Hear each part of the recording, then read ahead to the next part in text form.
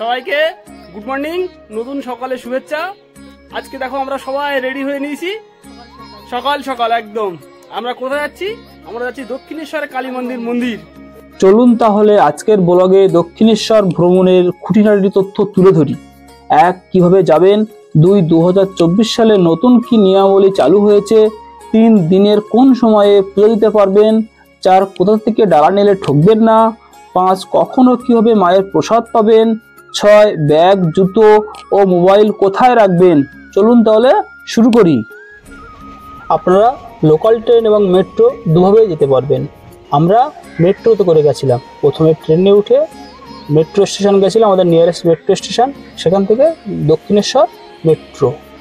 আপনাদের যেটা সুবিধা হবে, শিয়ালদা থেকে ডাইরেক্ট যেতে চান, শিয়ালদা থেকে ডানকুনি লোকালও যেতে পারেন। শিয়ালদা থেকে 2-3টে স্টেশন পর, মানে 4 নম্বর স্টেশনে দক্ষিণেশ্বর মন্দির পড়বে। চলুন তাহলে এই মন্দিরের জানা অজানা ইতিহাস কিছু জেনে নিই। লোকমাতা রানী রাসমণি কর্তৃক নির্মিত দক্ষিণেশ্বর কালী মন্দিরের খ্যাতি এখন বিশ্বজোড়া। রানী রাসমণির স্বপ্নের দক্ষিণেশ্বর কালী মন্দির আদতে শ্রীরামকৃষ্ণ তীর্থ, যুগাবতার শ্রী রামকৃষ্ণ দেবের পদধূলি এখানে আকাশে বাতাসে মিশে রয়েছে। তার পূজিত মা ভবতারিণী সদা জাগ্রত বলে আমাদের বিশ্বাস। তাই দেশ বিদেশের পর্যটকরা তো বটেই, কলকাতায় এলে বড় বড় সেলিব্রিটি ও নেতা মন্ত্রীরাও মা ভবতারিণীর পূজা দিয়ে যায়। দেখতে দেখতে আমরা দক্ষিণেশ্বর মেট্রো স্টেশনে নেমে পড়লাম। দেখুন, এই মেট্রো স্টেশন শ্রী নরেন্দ্র মোদী, আমাদের প্রধানমন্ত্রী, উনি উদ্বোধন করেন। দেখুন, এই দক্ষিণেশ্বরের ticket counter, local ticket counter, এটা একদম দক্ষিণেশ্বরের মন্দিরে আদতে তৈরি করা। দেখুন এই সিনটা কি সুন্দর। পাশে আছে মেট্রো এবং পাশে লোকাল ট্রেন টিকিট কাউন্টার। এটা কখনো মন্দির ভেবে ভুল করবেন না, এটা দক্ষিণেশ্বর রানী রাসমণি স্কাই ওয়াক। এটা যারা দক্ষিণেশ্বরে ফার্স্ট টাইম ভিজিট করবেন, এখান দিয়ে যখন তারা ভ্রমণ করবেন, তারা যাবেন হাঁটতে হাঁটতে, খুব সুন্দর লাগবে। আমাদের তো খুব একটা আলাদা ফিলিংস, খুব মজা পাচ্ছে।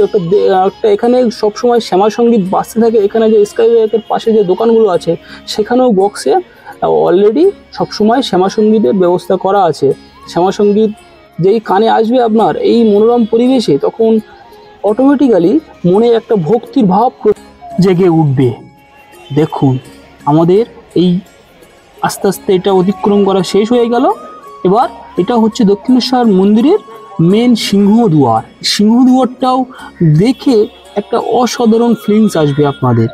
দেখতেও কত সুন্দর। এখানে সব রকম ব্যবস্থা, একটা প্রবেশ পথ, একটা প্রস্থান পথ, আর মাঝখানেরটা কোনো রকম গাড়ি, 4 হুইলার 2 হুইলারের জন্য। এখান দিয়ে ঢুকেই প্রথমেই আপনাদের চোখে পড়বে ডান পাশে যুগাবতার শ্রী শ্রী রামকৃষ্ণ দেবের এই বড় ছবিটি। এর সামনেই অনেকে সেলফি উঠছে, ফটো উঠছে। এবং এখানে আস্তে আস্তে আপনারা দেখুন মন্দির চত্বরটা আপনাদের ধীরে ধীরে সবকিছু ঘুরিয়ে দেখাচ্ছি আপনাদের। এখানে এই মন্দির চত্বরের মাঝখানে আছে আমাদের স্বামীজির একটা বড় স্ট্যাচু। স্বামীজির পদতলে এসে যখনই দাঁড়াবেন, তখনই দেখবেন মনে একটা সাহসের ভাব জেগে উঠবে। স্বামীজির যে বিভিন্ন বাণী, সেই বাণীর মাধ্যমে আপনাদের মনটাকে চাঙা দিয়ে উঠবে। এটা মন্দিরের যে পাশে পুকুরটা আছে, সেখান দিয়ে খুব সুন্দর একটা দৃশ্য। এবার চলে আসুন ডালা অর্কিড। এখানে আপনার ডালা অর্কিডটা আস্তে আস্তে ঘুরে ঘুরে দেখতে পারেন। ডালা অর্কিডে বিভিন্ন রকম ডালা পেয়ে যাবেন কমের মধ্যে। এবং এই ডালা অর্কিডে যদি আপনি ডালা নেন এবং সেই দোকানে যদি আপনি আপনার ব্যাগ, মোবাইল কিংবা আপনি ব্যবহৃত সামগ্রী রাখেন, এখানে এক্সট্রা কোনো পয়সা লাগে না। কিন্তু আপনার যদি এখান থেকে না নিয়ে এখানে যদি মোবাইল, জুতো না রাখেন, তাহলে আপনাদের ওই কাউন্টারে রাখতে গেলে সেখানে গিয়ে একটা পয়সা লাগে। এখানে ওগুলো পয়সা লাগে না। ঠিক ডালা অর্কিডের পিছনে আছে এখানে একটা বিভিন্ন রকম ঠাকুরের মূর্তি। এখানে খাবার জায়গা মানে যেমন স্ন্যাক্স, এগুলো পেয়ে যাবেন। এখান থেকে আপনাদের বাড়ির সামগ্রীর জন্য কিছু কিছু কিনতে পারেন। যেমন দক্ষিণেশ্বরে গেলে আমরা সবাই স্মৃতি সামগ্রী হিসেবে কিছু সংগ্রহ করি। এখানে একটা মানে নতুন জিনিস আমি দেখলাম, আমাদের শ্রী রামলালার মূর্তি, আমাদের রামলালার যে মূর্তি, যেটা আমাদের অযোধ্যায় হয়েছে, সেটা আমি এখানে দেখেছি। দেখে তো খুবই ভালো লাগলো। এখানে আপনারা আপনাদের পছন্দের মতো এখানে ঘুরে ঘুরে দেখতে পারেন। এবং এখানে যখন ঘুরবেন না, মনটা একটা শান্তি ভাব জেগে উঠবে। দেখুন এপাশে আপনার স্ন্যাক্সের যে জায়গাগুলো বললাম, সেখানেগুলো আছে। এখানে ঘুগনি, ভেলপুরি, সমস্ত রকমের বিভিন্ন রকম আইসক্রিম, সমস্ত রকম যেগুলো আমরা টিফিন করি, টিফিনের জায়গাটা এপাশে। আপনারা এখান থেকে চাইলে টিফিন করে নিতে পারেন। আর আমাদের মেন খাবার জায়গাটা অন্য জায়গায়। এইখানটায় যতই ঘুরছি মন আর ভরছে না, কারণ এখানে চারিদিকে এত সুন্দর মনোরম পরিবেশ এবং একটা সবুজ, চারিদিকে বিভিন্ন ঠাকুরের মূর্তি, বিভিন্ন রকম শঙ্খের জিনিস দেখে সত্যি ঘুরতে একটা আলাদা মনে সুন্দর একটা ভক্তির ভাব জেগে উঠবে এবং আপনার ঘুরতে সত্যিই ভালো লাগবে। এবার মন্দির চত্বরটা আপনি ঘুরে দেখতে পারেন।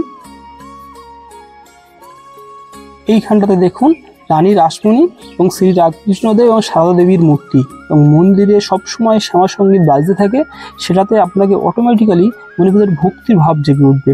এটা হচ্ছে মন্দিরের যিনি প্রতিষ্ঠাতা রানী রাসমণি দেবীর মন্দির। এই রানী রাসমণি দেবীর মন্দিরের ঠিক পাশে আছে ঐতিহাসিক কুঠিবাড়ি। এই কুঠিবাড়ির অনেক ইতিহাস আছে। ঐতিহাসিক এই কুঠিবাড়ির গঙ্গামুখী পশ্চিমের কোণের ঘরে যুগাবতার শ্রী রামকৃষ্ণদেব থেকেছেন সুদীর্ঘ 16 বছর কয়েক মাস। এখানে এসে থাকতেন রানী রাসমণি, জামাতা মথুর, থাকতেন ঠাকুরের অগ্রজ পণ্ডিত রাজকুমার চট্টোপাধ্যায় ও তার পুত্র অক্ষয়। মাঝে মাঝে এখানে এসে ঠাকুরের সঙ্গে থেকেছেন মা চন্দ্রামণি। বহু জানা অজানা সাধকের আনাগোনা ছিল এই কুঠিবাড়িতে। শোনা যায় যে এই কুঠিবাড়িতে বসেই ঠাকুর শ্রী রামকৃষ্ণদেব মায়ের পায়ের আওয়াজ শুনেছেন এবং মা যে ওখানে চলাচল করতেন সেই আওয়াজগুলো শুনেছেন এবং আওয়াজ শুনে মা মা বলে ডাকতেন। সালটা তখন 1847 সাল। কলকাতার যানবাজারের জমিদারিনী রানী রাসমণি দেবী কাশীতে তীর্থযাত্রার আয়োজন করেন। 24টি নৌকায় দাস দাসী, আত্মীয় স্বজন ও ব্যবহৃত সামগ্রী নিয়ে রওনা দিতে প্রস্তুত। রওনা দেওয়ার পূর্বরাত্রে মা কালী রানীকে স্বপ্নাদেশ দেন, কাশী যাওয়ার প্রয়োজন নেই, গঙ্গা তীরে একটি মন্দিরে কালী মূর্তি প্রতিষ্ঠা করে পূজা করলে দেবী সেই মূর্তিতে আবির্ভূত হয়ে পূজা গ্রহণ করবে। সালটা তখন 1847 সাল। মন্দিরের নির্মাণ কার্য শুরু হয়, এটা শেষ হয় 1855 সালে। এই মন্দির 100 ফুটেরও বেশি উঁচু, এই নবরত্ন মন্দির। এই মন্দিরের প্রতিষ্ঠাকালে মন্দিরের প্রধান পুরোহিত ছিল শ্রী রামকৃষ্ণদেবের দাদা রামকুমার চট্টোপাধ্যায়। 1858 সালে এই মন্দিরের পূজার দায়িত্ব গ্রহণ করেন শ্রী রামকৃষ্ণদেব। দেখো বন্ধুরা, দক্ষিণেশ্বরে একটা বিশ্বস্ত বট গাছ, যেখানে সবাই আসে, এসে এই যে ডেলা বেঁধে যায়, মানে আমরা গ্রাম বাংলায় প্রচলিত ডেলা বাঁধা, যাদের মনোবাঞ্ছা পূর্ণ করে, এইটা এই কারণের জন্য সবাই সুতো দিয়ে এটা বেঁধে রেখে যায়। তোমরা চাইলে এরকম করে রাখতে পারো যাতে তোমাদের মনোবাঞ্ছা পূর্ণ হয়। দেখো, মন্দিরে ভোগ প্রসাদ খেতে হলে কুপন সংগ্রহ করতে হয়। কুপন দেওয়া শুরু হয় সকাল 9টা থেকে। প্রতিদিন 200টা করে কুপন দেওয়া হয়। শনি রবিবার 300টা করে কুপন দেওয়া হয়। প্রসাদ বিতরণ শুরু হয় 1টার পর থেকে। মন্দির খোলা থাকে সকাল 6টা থেকে 12:30 ও বিকেল 3:30 থেকে 7:30। আপনাদের সবাইকে দক্ষিণেশ্বর আসার আমন্ত্রণ রইল। জয় মা ভবতারিণী।